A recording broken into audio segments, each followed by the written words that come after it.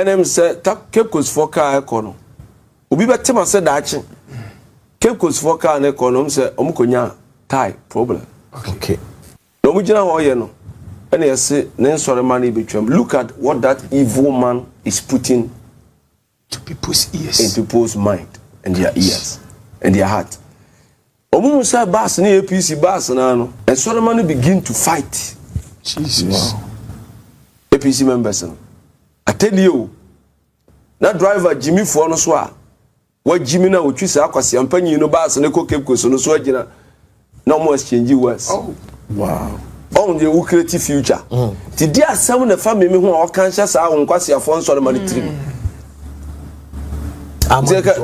etika nyansani bi wa asore ni mo mapon ko Cape Coast that day na ka di nyansa na atete o mo na nya kalabulu adwene na opese o mo hunu se o mo hia Messiah na nka wo obeton sumdue nka onton before sem ti wo no nya obi a wo pasumdue it happened live, the evidence is there. Yes. I have the videos. I don't want to come for the mommy and you a violent person. The Odia Chino, Ocean the Canantia, and Obi Tema says, why do we call Reverend Obofour? Say he shouldn't speak, and the next time we see him talking, you have made me your target. And Mama Nafano. Okay. A two time I met disrespect now. Met disrespect so bad. Obi Musama Yibida.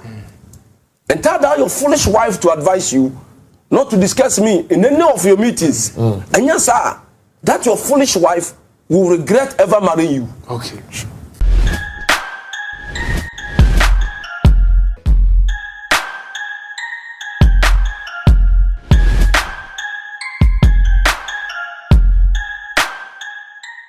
Maybe I'm subscribing to the channel for me. Now we share videos in across all the social media platforms. So if I am me more ye pa now we like page what I say now we share no here me na commenting so near who adwuma ye but now the commenting abasa we need shimpo extra crampo you just drop a name emoji bia pay bia ni who say we boy adwuma je ni opese we sira na drop emoji or say open love there no the love there at was here e dey amame and na me gbagura intense mi hu ana anu ohie yesterday na no chedua ene Reverend Obofour insem na fedie ye Tvgh Obofour no le hakoforo yesterday na Adom Kyei Duah e wife was here sister na Adom Kyei Duah papa anya ijimie na se wenjaya Allah wa kubadwe ni wife no be expose no the same be ever abonti ama ni wife no yekra untimi nsi eye Ghana bonti simple enko baby na so we dem mo kuna untimi nko tena kunya so mo yenko ti eye Reverend Obofour ensem no embra okay ya pon Sunday a uni scared the man nipa ko form koya adwuma just to break the demon. To me, I'm not just here talking. Unu tama e da nra unu tama e detia enti ye pese comfort ya se obi nta obi do betra se na wo pese uja wo maame se because yampanyi ne wo wo maame amobra no okay na kwatena camera chi se ye blogger na ye sofu bi di nkwasi asem ense nyam djuma na sofanyi bi abeka no di na tema ka kire wo maame sakraman no okay aboa ba na wo ko wo amre ne se me se ne ba ne wa onwini mienu okay me na me ka me nto sabi Yesu Christ. Don't see no onko shepu. The dawa no buru wa wote wana waso camera wo kasa no so. And when you guys want it that way, we will bring more defense team and it will go dirty. Wow. I'm telling them, if that is how they want it, we will go it that way. Bless you, man. Yes, ya makwa mu ntwantro na da lipa. Nko hyase mfra kurase emu nkofo nka kire say Fini wabati sobolo ho. I said I'm not going to allow that to happen. Yes. And I made me who say we are piram. Sure. You are a criminal entity. You condemn and you praise and raise. Okay. Who condemn for saying pejao. And I may discover who you are. And I'm not going to allow you to operate in that criminal empire again. And that is a fact. Open in short, I'm just remember could have been to a temwa. And so I can't find when you must come in the Western Aba, and some of Kafa one me, I'm personally, some of Kafa one. I really want to be in Tragana. So I'm crying so many miss minimum pa. Do the man 7 and 10 faso. Remember, so called maybe a bit do what tell we are sell by will be you be that. So pensa. You know, be free gentle, not body, kick some fwatch woman. I dare bet you stopping me, you want me to I am rap, and in young coupon, asa. Okay. I'm preaching the way you are preaching. That's right. And I will be preaching, so will be the immediate time. Now they will that guy wait and you will see. Me na meka. But whatever they will do in the next 24 hours, we'll do the same thing to them. That's right. Yeah, train. Me say we are criminal church. The reason why we are criminal, I say you condemn people and sell criminal product. Sure. When the sympathy many people to be ba one way area, what trouble say about one more first camera.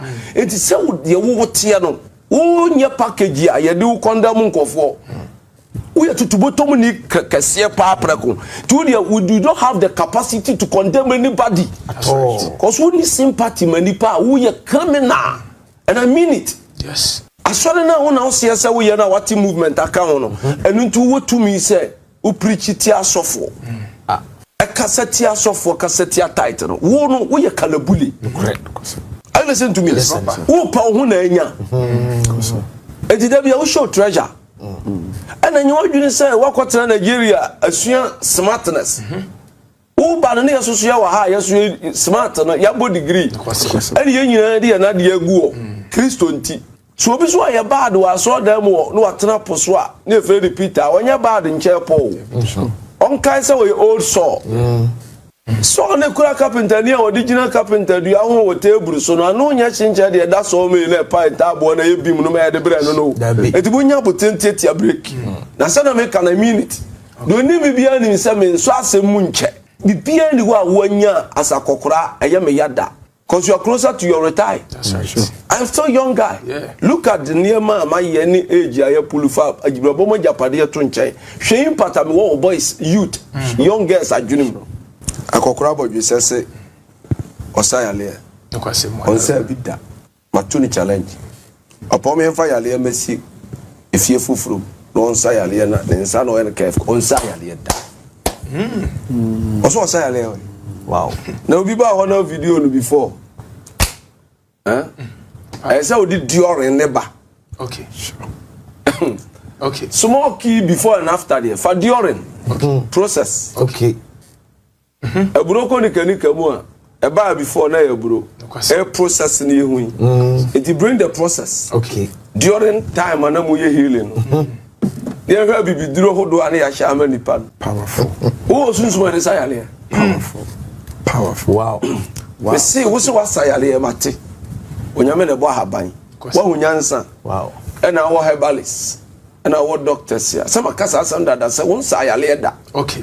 se bokokora won sayale da aya amfa homa why wadwen say o pesa o respond na ko beef me infuse for beef Ebida. eno ebe kwatia de pesa ye Sure. oman support to beef oman pasonwie yesi adwuma na obi se na yaji asu a ono de oman ne taachire aye ntokwa pe ombaka se kokobofo ntokwa fono but so begina se wasayale nto bi fa yale a wasama wo de won sayale da Okay. wo adwuma ye ni fita 419 pa se adwuma nhyehyɛ ho wo ye best Kaish. yale be no wasa akora bi yare da kurase omami niska ene be hospital ne de ne ba na the hospital there no o charge wo na agi o musika ne bi eyi di kohwe no a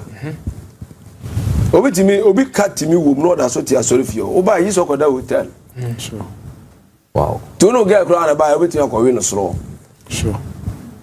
you get my point. Yes. Who your business straight nya bone Yeah. nyame nhira but me dwawo no se wasa yale type bai nkokrafo no mu aduro no a omo bibidro haban kan no a waje omo mu no nuru ma won fani die ma worum Okay. na wi abada nyame anse na wa hye ufugu na begina ho me dwawo no so wo power na spirit ya soma wa ba ekobusu mi ni nsambe na me nka nkyira ana untu mama me crash wo ma woni so ntew on sa yare da wo sam sofo no lead mu movement na wo bu mere wafo no criminal entity bi apesa start free villages. Sure.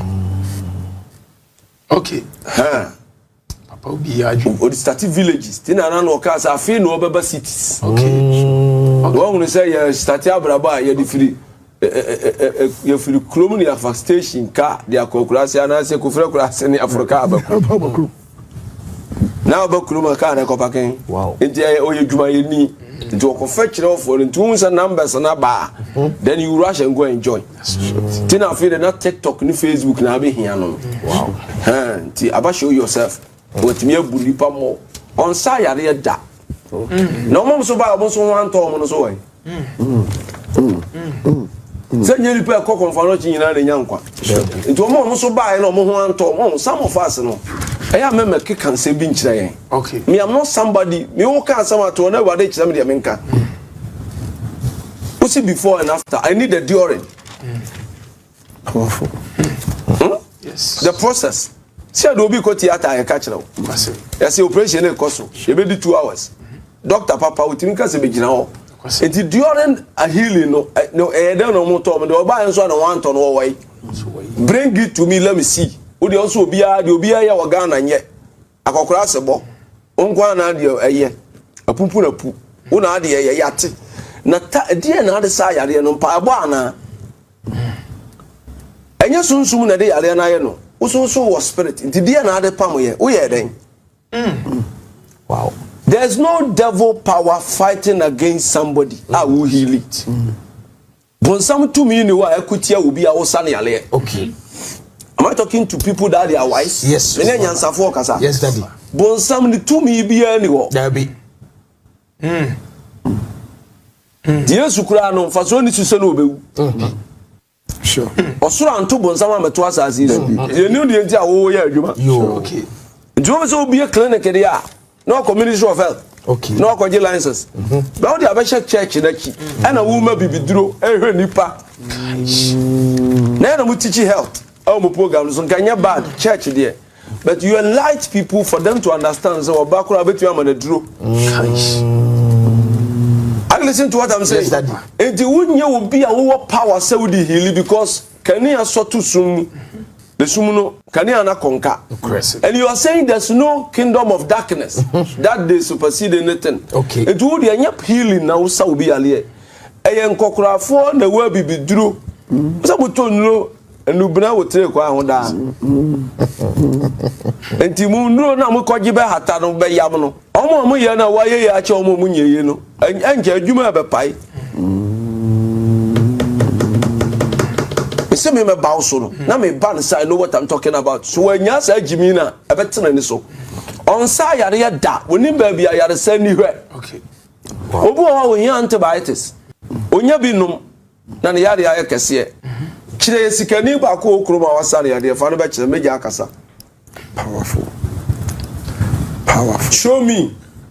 Sikani ba ko pe una asane yare meja akasa. The 8th and 9th generational evangelist and prophet. Asamble ma biti ba bi na ho chire ne yatuna de so no do na bo oba na mo ma ne shirt che ma ayo timina. Ne atwe camera si so asa oba kasa. Okodu fi ya busa no. Former member of parliament bi ba I respect that. Ye nyina mpanifo ba yo. Bringing them on camera does not make me relevant. No. You want to use them to package yourself.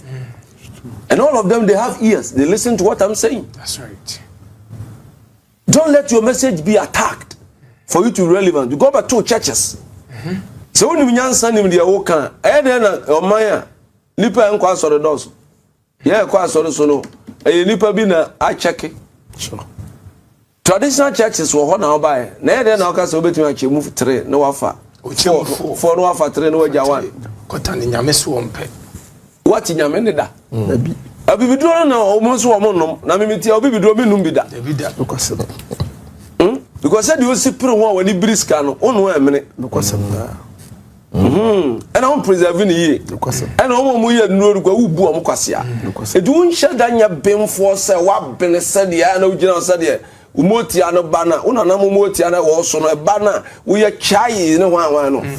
Sa chai influence on the apatase. Okay. And then could have been dam. But so also what party opening. I'm telling you. Before and after yate during the way. Sure. Before and after came. But what are they? You are not doing we are about so. Whatever that you are planning to do, ebe bomu ebe how. You made me your target. You point 31st. And I'm say Cape Coast for car econo. Obi be tema say dachi. Cape Coast for car econo say omukonya tie problem. Okay. No mu gina ho ye no. and I say sorry money between. Look at what that evil man is putting to people's ears, in people's mind and their ears and their heart. Omu say bass ni APC bass na no, and sorry money begin to fight. Jesus. Wow. APC members. I tell you, that driver Jimmy for no so what Jimmy na utwi say akwase ampanyi no bass ne ko Cape Coast no so agina no more exchange words. Oh, wow. On the creative future. Ti dia asem na family me ho a kan hye sa wonkwase afo nso ma ne trim. Eti kan nyansani bi wa asori ni mu o mapon ko Cape Coast that day na. Ka di nyansa na atete o mo na nya kalabulu adwene na opese o mo hunu se o mo hia Messiah na. Nka wo obeton sumdue nka on ton before sem. Ti wo no nya obi a wo pasumdue. It happened live, the evidence is there. Yes. I have the videos. I don't want to come for the mommy. And you are a violent person. The idea children, Ocean do canante. And Obi Tema says, why do we call Reverend Obofour say he shouldn't speak? And the next time we see him talking, you have made me your target. And remember na phone. Okay. A two time I met disrespect now. Met disrespect so bad. Obi Usama Yebida.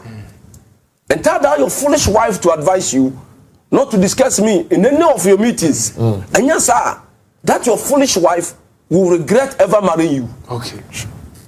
It will reach a level of expose. Now, when I start exposing you, you will regret ever mention my name in that your fucking sentence and that your stupid meetings. I mean whatever I'm doing. Okay. You made me your target, and I will be something bitter that you cannot chew.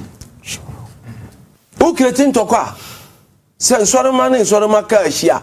Later na we go we to na we go to. Look at what happened. We money jump baby o, and we must start here. We do eja, we su do eja. Ti go see for man kadi na wa create. It was satanic seed na odi ay no. Enyini. E sha wa so de batiri mu se mi kasa se mi hia na.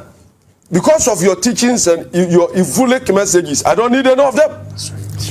But I want them to understand, say, who is leader? We are con actors. You are a criminal. We will not sit down for you to become a Messiah. So they work as one. The Messiah. Oh, Timmy, Messiah, but yeah, tears, you know, Messiah be a over back. Then Penquasia, Messiah be a say. But once the sun would not do that in grass, so I should check. Only you more bro sick at the more. Only the Messiah knows the criminal places. So the war born a crown on ya swap. Now, who crown for Tetria Monte Sawa Begina Casse? And one notorious pastor about a kayan. Me, and pardon me. Adam Mesuma Fisa Jesu. Until no, also we disagree with their messages and their evilic plans. Wow. Okay. His words exposes him, tells you say he's not a man of God. Sure. He's a con artist. I'm telling you. Tina me say mo nyema me hanga ne ma. A bar, it will be something else. Wow. And I'm more nyema on feel is messages, contacts on the phone so no emma so powerful. When you're powerful. We are powerful power. Let's start. And the end will justify the means. Okay. I know what I'm talking about. Sure. Senior we know me the who chale okroma. Me na maka. Me I know how to surrender. I'm one me amemba. You know, yes sir. You both Johnny we mo bie. Sorry mother da fo na tewa on some phone we nyina say di mirika say ya. Wow. And yen ho no kwa ne ya me no che say enwan ne bebre kokko. Patakulu mo ya san o mo sa ba.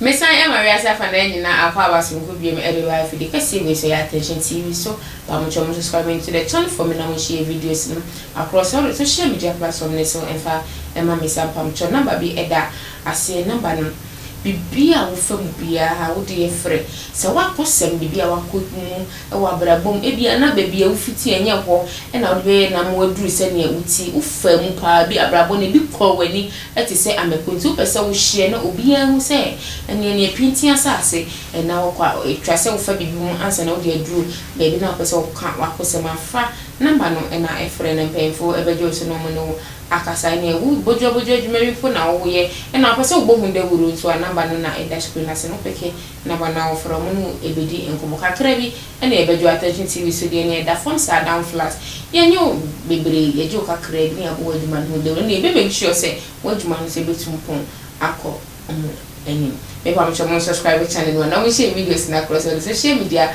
platform so and for my na me gbo wura ye Steven Adom Kyei nsem na Reverend Obofour nsem na da bio na Reverend Obofour anye bia papa yi onu na enya no ni wanya nka na yire susu de oye dede ne ho be foli nsem ya papa yi mo na mo so ko se wanya mo angel na se angel ye de Ghana for nti angel ko ene na we abebo angel bidi na we susu abo anu o she na yiri na afedi oti ne bantwa na on the ordering na ede na odo aseme ko ma mi so dabi